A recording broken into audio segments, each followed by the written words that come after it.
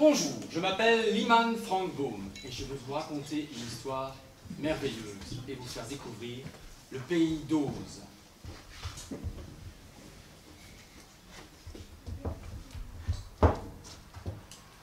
Une petite fille rêvait tristement.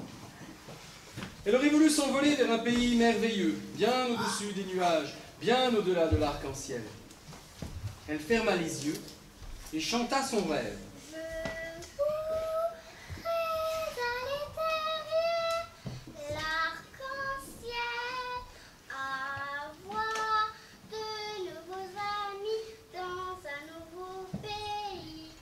La petite fille s'appelait Dorothée.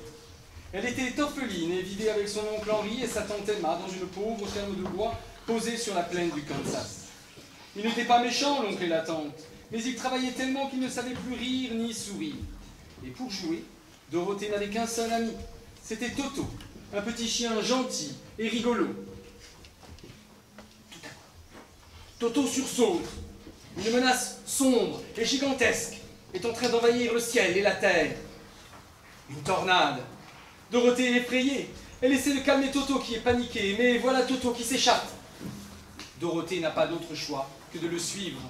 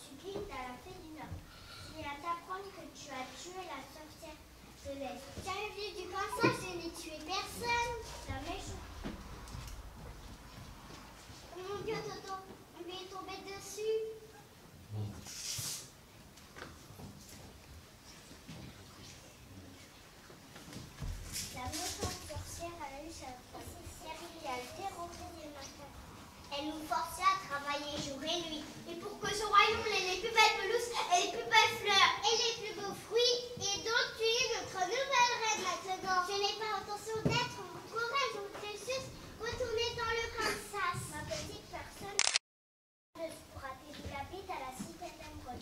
C'est un long voyage. La chose, les souliers d'argent de la sortie de l'Ouest, ils font magie. Hail, hail, the witch is dead. Witch, oh witch, the wicked witch. Hail, hail, the wicked witch is dead. Hail, hail, the witch is dead. Witch, oh witch, the wicked witch.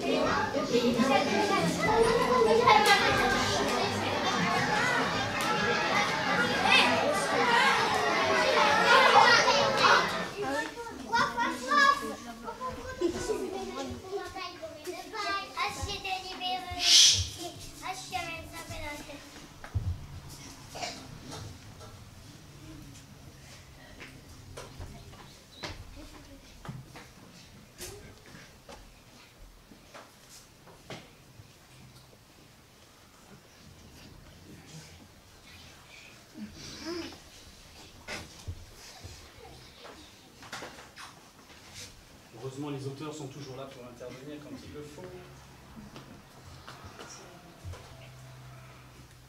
Voilà. Mémé, merci beaucoup. Voilà, les voilà, c'est mon papa, madame. Si t'étais émeraude, pour demander au magicien de me ramener au comme ça. Est-ce que le magicien va me donner une cervelle?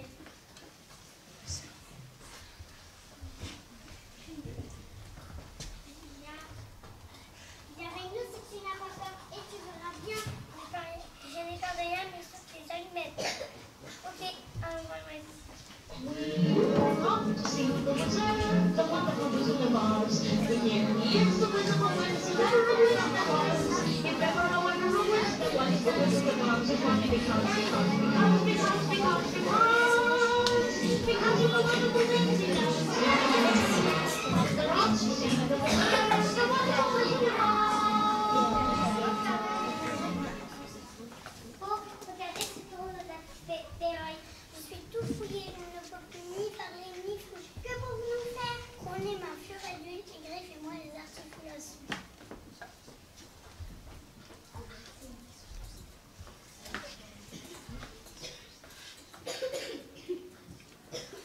Monsieur le robot, te voilà maintenant en état de marche. Youpi, je peux de nouveau parler et chanter, mais je ne suis pas un robot. Appelez-moi Fer Blanc si vous voulez. Il me manque encore quelque chose. L'autre fois, j'ai descendu, je conduis une malédiction, le corps et le cœur. Ah, j'aimerais tant sentir un nouveau corps battu de mon ventre. Fer Blanc, viens avec nous voir le magicien d'os, si t'en donneras peut-être.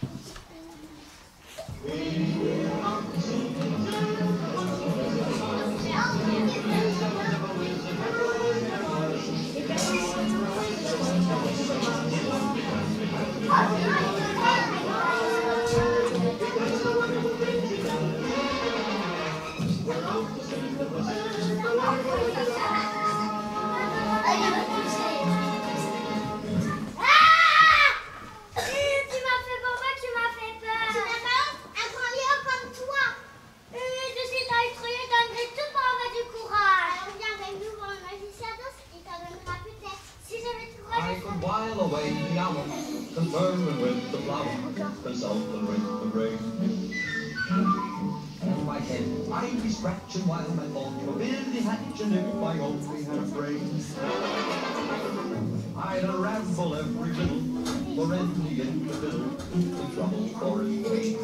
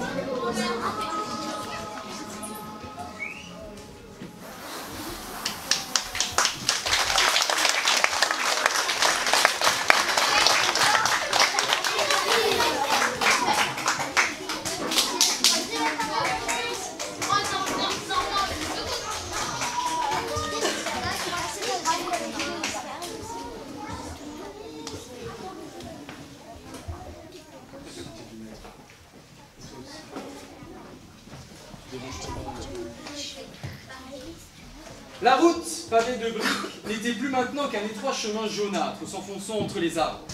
La forêt, de plus en plus épaisse, se refermait sur eux. Ils entendaient des glissements, des crissements, des craquements, des grondements mystérieux et menaçants.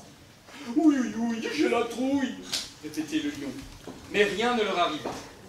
Avec soulagement, ils atteignirent enfin la lisière de la forêt.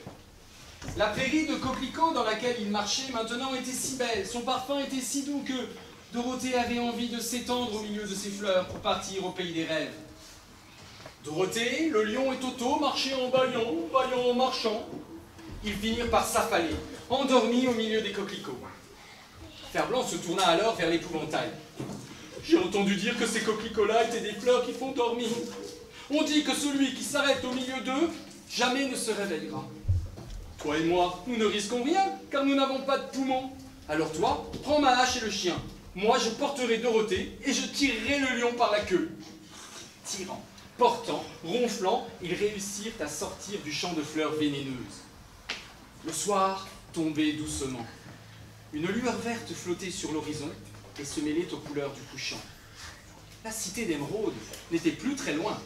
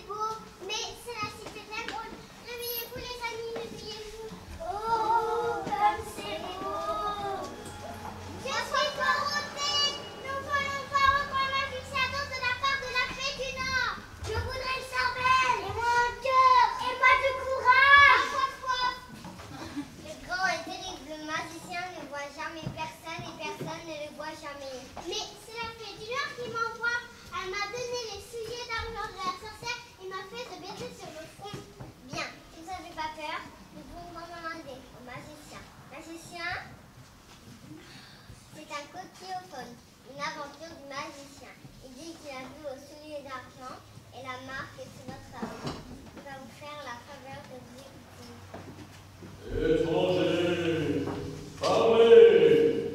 Vous avez 5 secondes chacun. S'il vous plaît, ramenez-moi un Kansas.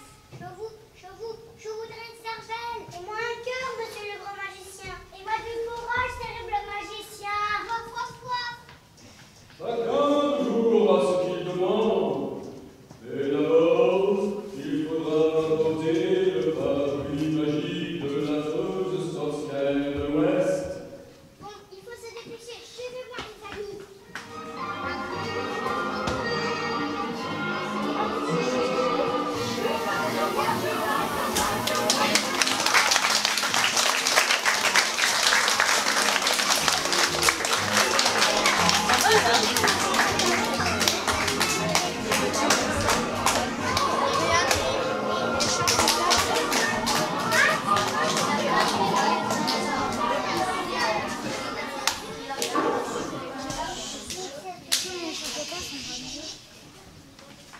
Il n'existait nulle route, nul chemin pour aller vers l'ouest. Marchons à travers champs du côté du soleil couchant, décida Dorothée. Et les voilà partis à la chasse au parapluie. Les prairies verdoyantes laissèrent peu à peu la place à des étendues d'herbes jaunies et desséchées. Ils pénétrèrent dans le royaume de l'ouest. Des cailloux pointus leur tordaient et leur mordaient les chevilles, des ronces géantes les griffaient, des branchages leur barraient le chemin. Ils avançaient quand même, grâce à Fer-Blanc qui leur taillait un passage à grands coups de hache. Et puis, comme par magie, les cailloux se firent sabler, et les ronces s'écartèrent pour leur ouvrir un chemin et leur offrir des grappes de mûres délicieuses. « C'est peut-être la fée du Nord qui nous vient en aide, dit Dorothée. Non, ce n'était pas la fée du Nord. S'ils avaient levé les yeux, ils auraient vu, à travers la brume, la silhouette de la sorcière de l'Ouest chevauchant son grand parapluie. Ses yeux braqués sur les souliers d'argent de Dorothée. C'est elle qui, par magie, venait d'ordonner aux cailloux et aux ronces de se faire tout gentils. Quand elle vit Dorothée et ses compagnons s'arrêter au pied des hautes murailles de son château, la sorcière ricana. « Ils sont coincés, ces minus. Je vais encore les aider à ma façon. Je mets le chapeau magique et j'appelle les singes volants. »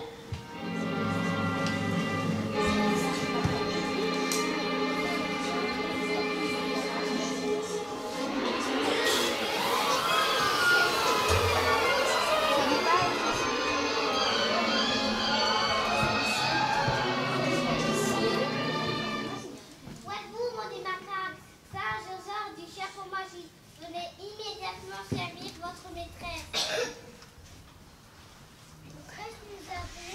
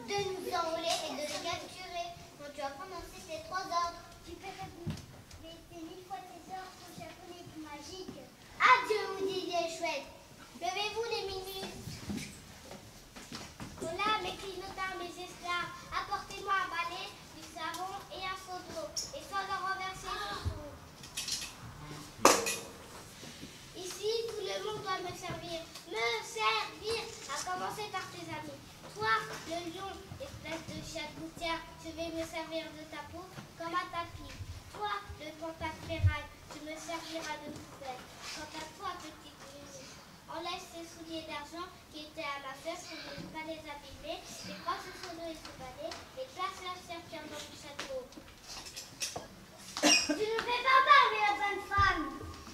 Excusez-moi, madame, je ne voulais pas. Ton cabot te servira de serpillère pour qu'il ne reste plus une goutte d'eau. L'eau, c'est très mauvais pour ma santé. Mais j'ai un peu froid. Je vais nous faire un petit feu de joie avec toi. Ça me fait pareil. Au sec, au secours. Oui, ça me mouille. Aïe, aïe, aïe, ça me brûle. Youpi!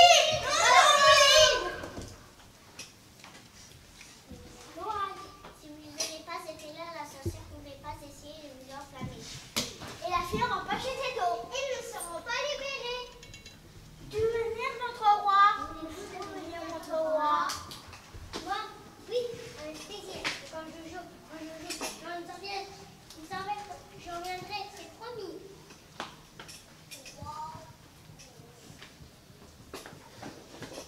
Gentil Saint-Solin, s'il vous plaît, emmenez-nous et mes amis et moi vers le pays du grand magicien d'eau.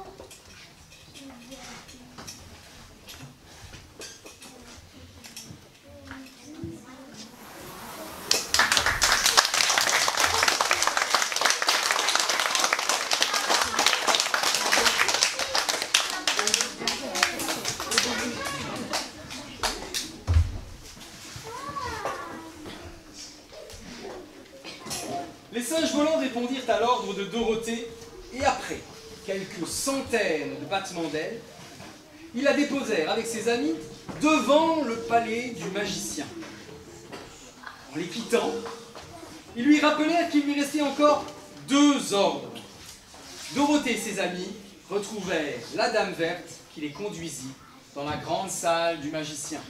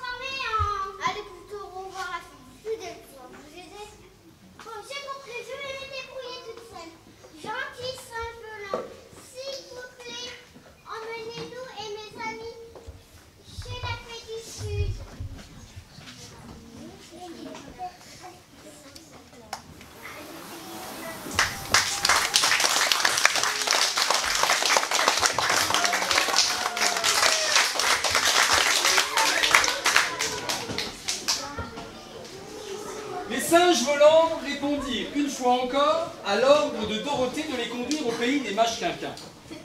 Ils atterrirent en douceur devant le palais de la fée, et le chef des singes fit un grand salut et dit « Nous espérons que vous avez fait un agréable voyage et nous souhaitons vous retrouver prochainement pour un dernier vol dans notre compagnie. »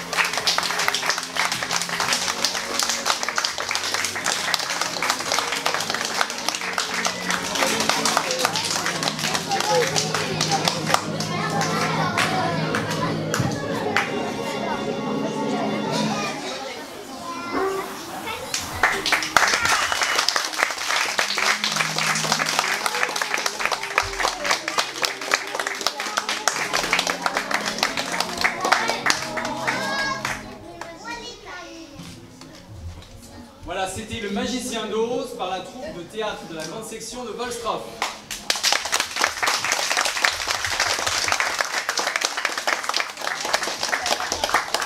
Dans le rôle de Dorothée, Cali. Dans le rôle de chien Toto, Tom. Dans le rôle de l'épouvantail, Edan. Dans le rôle des singes volants, Luna et Léana. Dans le rôle de Fer-Blanc, Karel.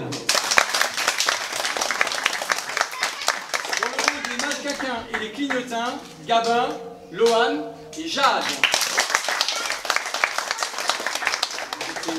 Dans le rôle du magicien, Nolan. Dans le rôle de la fée Glinda, Louane. Dans le rôle de la dame verte, Pauline. Dans le rôle de la méchante sorcière, Lucille. Dans le rôle du lion trouillard, Enzo.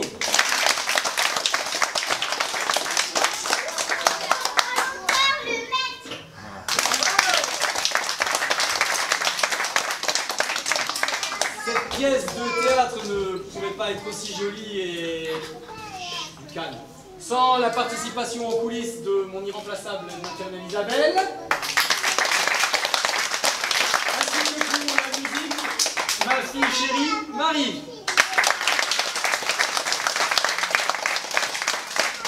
On va va remercier aussi pour sa participation Charline qui a fait un stage dans notre école. C'est une de mes anciennes élèves qui maintenant veut devenir professeur des écoles. Et elle nous a aidé à réaliser les décors avec les enfants et à apprendre le texte et à répéter tout ce beau spectacle.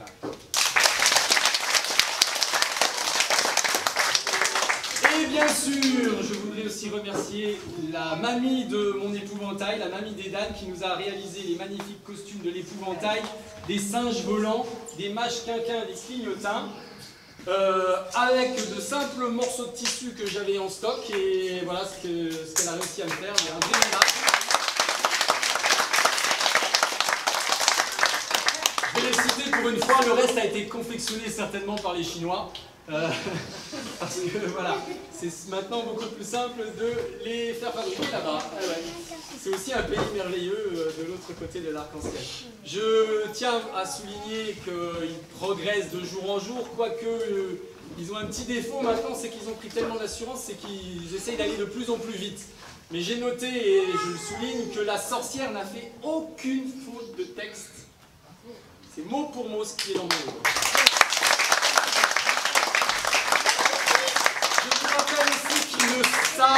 Ils vont me disputer, que quand nous avons commencé à travailler la pièce de théâtre, ils ne savaient pas lire. Il se trouve qu'entre-temps, il s'est passé 2 mois et qu'ils ont, paraît-il, appris à lire, mais il faut dire qu'ils ont bien travaillé.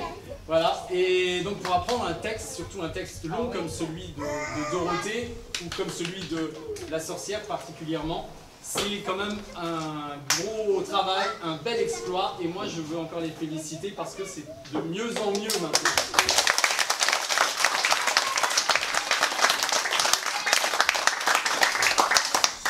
Voilà, donc c'était la dernière représentation publique. Cette aventure-là se termine. Il y a une petite séance de rattrapage lundi matin pour montrer au reste de l'école. Voilà. Et je vous remercie d'être venus si nombreux pendant cette semaine pour applaudir mes merveilleux acteurs. Je vois que ma petite préférée est au fond là-bas, elle se cache, mais vous pouvez encore l'applaudir parce que vraiment c'est la preuve avec le textile. Encore merci. Alors je vais prêter un petit peu pour quelques photos. Comme